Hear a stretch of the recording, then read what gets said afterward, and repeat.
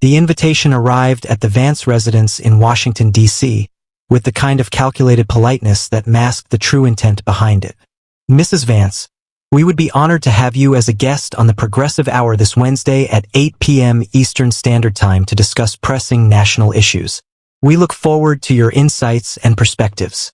Usha Vance, an accomplished attorney and the wife of Vice President J.D. Vance, read the email with a knowing smile.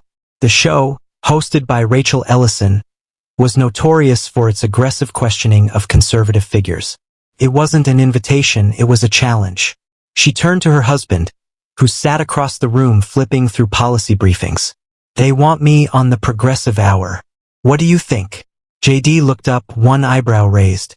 Ellison? She's ruthless. Are you sure you want to do that? Usha smirked. They think I'm an easy target. They assume I won't fight back. She tapped the screen of her phone. But I'm not going to play defense. J.D. chuckled. I pity Ellison already. With that, Usha confirmed her attendance, setting into motion a night that America wouldn't soon forget. Wednesday night arrived, and millions of Americans tuned in. Some were eager to see a member of the Vance family struggle under Ellison's questioning. Others, well aware of Usha's intellect, hoped for fireworks. Usha stepped onto the set with confidence, dressed in a sleek navy blue blazer, exuding calm professionalism. The moment she took her seat, she sensed the trap being laid. Ellison's smile was wide, but her eyes gleamed with anticipation. Mrs. Vance, Ellison began smoothly, thank you for being here tonight. As the wife of the Vice President, you hold a unique position of influence. But let's be honest. Many see your role as merely a supportive spouse. Some wonder if you truly have any independent views at all. Usha tilted her head slightly, the smallest of smiles forming at the corner of her lips. Rachel, that's an interesting way to start an interview. Are you suggesting that women, especially women of color, cannot think for themselves? Ellison's smile faltered for a fraction of a second. No, of course not. But as the wife of a conservative leader, some might argue that your views are shaped entirely by his policies. Usha leaned forward slightly. Let's talk about shaping views. You've been a liberal media figure for over a decade. Does that mean your opinions are entirely dictated by the progressive establishment? Or do you think for yourself? The audience let out a murmur. Ellison recovered quickly. Well, I base my opinions on facts, Mrs. Vance. Speaking of which, let's address some facts. Your husband, Vice President Vance, has supported policies that critics say are harmful to minority communities. How do you defend that? Usha's expression didn't change. Let's be precise. Which policies are you referring to? And can you provide data to support your claim that they are harmful? Ellison hesitated. She was used to flustering guests, not being put on the spot herself. Well, she began, for instance, his stance on education reform. Usha interrupted, so we're talking about school choice initiatives which actually give low-income families, particularly minorities, more control over their children's education. Are you saying minority parents shouldn't have options? Ellison's mouth opened slightly, then shut again. The energy in the room shifted. The so-called easy target had turned the tables, and the night was just getting started. Rachel Ellison shifted in her chair, forcing a smile that no longer seemed as effortless as before. She had expected Usha Vance to be composed, but she hadn't anticipated this level of sharpness. Usha wasn't just answering questions, she was questioning the very premise behind them. Ellison cleared her throat. Mrs. Vance, let's not sidestep the real issue. Your husband's policies on immigration have drawn harsh criticism. Many see them as exclusionary, even xenophobic. Given your background, being the daughter of Indian immigrants, how do you reconcile your personal history with his policies? A lesser guest might have faltered at this moment, but Usha smiled, her eyes locked onto Ellison's. Rachel, I find it interesting that you frame immigration in such simplistic terms. My parents immigrated legally through a system that was designed to ensure fairness and opportunity for all. Isn't it reasonable to expect that America should uphold the same principles today? Ellison leaned forward. But don't you think your husband's approach lacks compassion? Compassion? Usha's voice was calm, but her words cut with precision. Rachel, tell me, how compassionate is it when low-income American workers, many of whom are minorities, lose job opportunities because of unchecked illegal immigration? How compassionate is it when drug cartels exploit weak border policies, bringing fentanyl into our communities, killing thousands? You say my husband's policies are exclusionary, but I ask you, who are you excluding from this conversation? The struggling American families? The victims of crime? The children who lose their parents to overdoses? Ellison opened her mouth, but no words came. Usha continued, her voice steady. It's easy to use buzzwords like xenophobic when discussing immigration. But here's a fact for you. The majority of legal immigrants, people like my parents, support border security. They follow the rules. Why should others be allowed to break them? The studio audience, usually in lockstep agreement with Ellison, was silent. Some were even nodding. Ellison inhaled deeply. She needed to regain control. Mrs. Vance, let's move to another topic. Your husband has been accused of promoting policies that set back women's rights. Do you, as a woman, feel that the current administration is doing enough for gender equality? Usha raised an eyebrow. Define set back women's rights. Ellison blinked. Well, for example, reproductive rights. You mean abortion? Usha interjected. Ellison hesitated. Yes, many argue that restricting abortion access is an attack on women's rights. Usha tilted her head. Let's discuss rights then. You argue that limiting abortion is an attack on women. But what about the millions of unborn baby girls who are aborted every year? Do they have rights?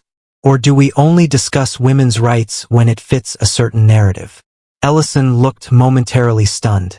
I believe in protecting all women, Usha continued, the born and the unborn. And I also believe that we need to have an honest conversation about why so many women feel abortion is their only option. Why aren't we talking about expanding support for mothers, improving adoption services, or holding absent fathers accountable? If we really care about women, shouldn't we be addressing the root causes rather than promoting abortion as the only solution? Ellison's lips pressed into a thin line. The debate was not going as she had planned, and the most shocking moment was still to come. Rachel Ellison was now visibly tense. The interview that was supposed to be a public embarrassment for Usha Vance had become something else entirely. The audience was no longer reacting with the usual cheers and applause for progressive talking points. Instead, there was a weight in the air, a growing realization that Usha wasn't just holding her own. She was winning, but Ellison wasn't ready to give up. She took a deep breath and leaned forward. Mrs. Vance, she said, her voice measured. Let's address the elephant in the room.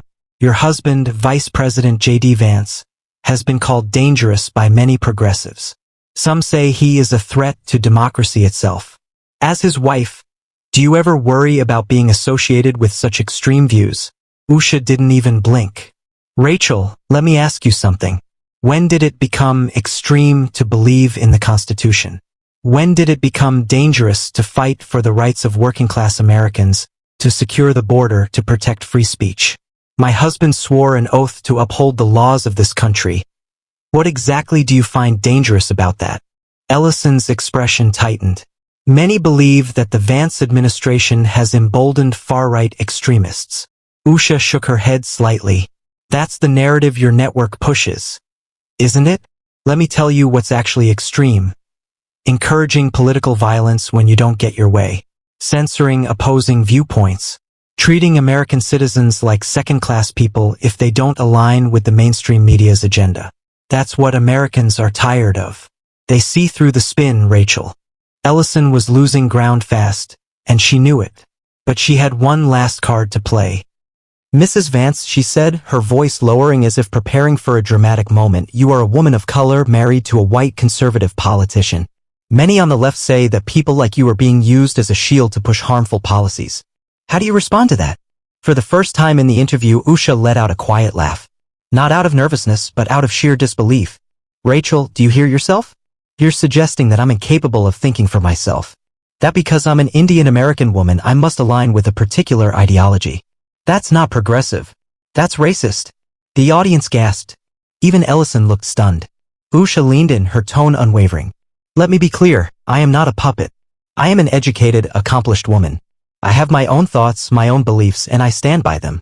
The idea that women of color must all think the same way is not only insulting, it's oppressive. You talk about fighting for diversity, yet the moment someone like me refuses to conform, I'm labeled a shield or a sellout. That's not inclusion, Rachel. That's intolerance. Ellison sat motionless, speechless for the first time in her career. The silence in the studio was deafening. And then something unexpected happened. A slow clap. One person in the audience started, then another. And before anyone could stop it, the entire studio was applauding. Even some of the staff behind the cameras. Ellison's face turned red. This was not the outcome she had anticipated. But the American people had spoken. And Usha Vance had just changed the game. The applause in the studio was unlike anything Rachel Ellison had ever experienced on the Progressive Hour. It wasn't just polite, it was genuine. Some audience members stood, others exchanged glances as if realizing, perhaps for the first time, that the narrative they had always accepted wasn't as solid as they had believed. Ellison forced a tight smile, but her discomfort was evident. She shuffled the papers in front of her, trying to regain her composure. Well, Mrs. Vance, this has certainly been a lively discussion. Usha, unbothered and composed, simply smiled.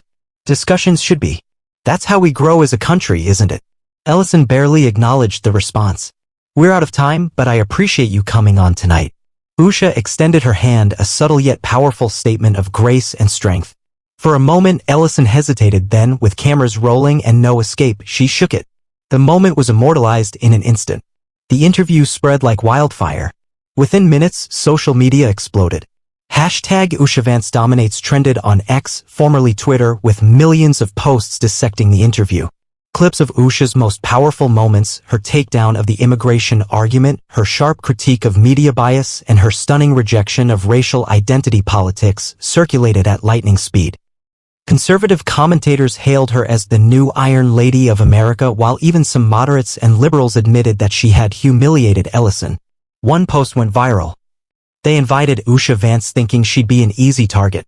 Instead, she dismantled their entire playbook in under 30 minutes. On cable news, conservative hosts played highlights of the interview on repeat.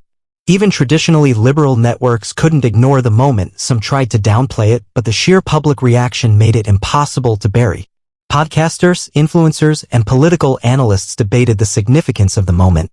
Was this the turning point in media bias? Had the Democratic establishment underestimated women like Usha Vance for too long? At the Vice President's residence, J.D. Vance sat in his office, watching the footage. He smiled, shaking his head in admiration. A knock on the door. Usha walked in, her phone still buzzing with notifications. Well, that was interesting. J.D. laughed. Interesting? You just broke the internet. She rolled her eyes playfully. I just told the truth.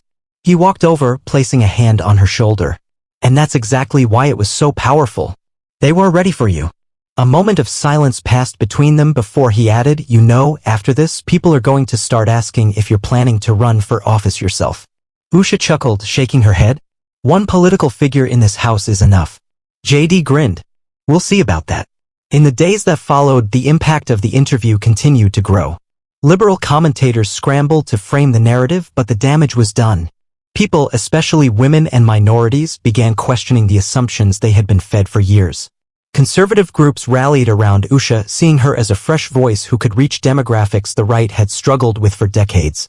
Even some independents, previously skeptical of the Vance administration, admitted that Usha had made them think differently.